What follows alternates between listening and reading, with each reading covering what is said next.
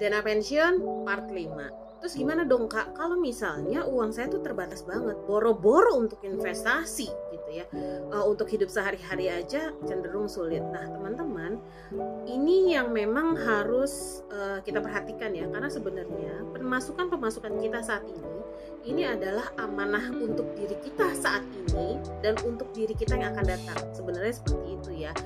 Bukan hanya sekedar jadi kayak prinsip YOLO, you only live once gitu ya, sehingga harus habis duitnya, habis bis hari ini. Kalau saya pribadi sebagai perencana keuangan melihatnya itu adalah sebuah prinsip yang kurang tepat gitu.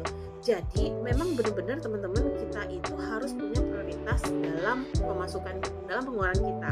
Oke, kita sadar diri pemasukan kita sejumlah A, tapi pengeluaran kita kan pasti banyak ya, itemnya, jenisnya itu kan pasti banyak. Maka kita harus tahu prioritasnya apa sih, A, B, C, D, E, sampai Z apa gitu prioritasnya. Dan prioritas setiap orang itu berbeda gitu ya, antara saya dengan Anda satu dengan Anda dua, itu kita semua berbeda. Sehingga kita harus tahu mana yang jadi prioritas kita di pengeluaran dengan penghasilan yang sekian. Kalau kita mau menambah lagi, silahkan tambahlah pemasukan. Apalagi kalau misalnya zaman sekarang sarana-sarana untuk mencari pemasukan tuh sudah lebih fleksibel ya kalau kita bandingkan dengan 10 sampai 20 tahun lalu. Nah, udah gitu, kalau memang ada kolom pengeluaran yang cukup banyak, tolong banget nih, selain zakat gitu ya, selain buat infak sedekah, tolong banget sisihkan untuk berinvestasi di awal-awal, termasuk untuk dana pensiun ini, walaupun mungkin jumlahnya tidak begitu banyak atau tidak begitu besar. Misal teman-teman ternyata dalam sebulan itu ya kalau kira-kira lah ya, dari gaji 5 juta bisalah misalnya 500.000 atau 1 juta rupiah itu disisihkan.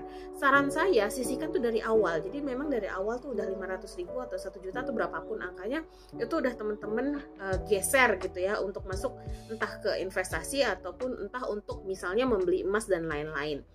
Nah, udah gitu, kalau misalnya sudah ada nih angkanya, berarti teman-teman tinggal pilih mau punya tujuan investasinya tuh apa. Apakah buat dana haji, umroh, ataukah buat beli rumah, apakah buat buat tadi ya dana pensiun gitu ya. Yang jelas kalau dalam financial planning, dana pensiun ini salah satu yang masuk ke prioritas, termasuk dalam financial planning syariah. Jadi masukkan aja sejumlah yang teman-teman bisa dulu gitu. Jadi goals kita buat yang baru memulai itu sederhana, yaitu memulai dan membuat pola. Karena kalau kita udah terbiasa mengeluarkan sejumlah uang gitu ya untuk kita berinvestasi atau untuk kita tabung gitu ya, maka untuk sekali dua kali mungkin terasa berat, tapi kalau berkali-kali pasti akan terasa ringan. Yuk dicoba ya.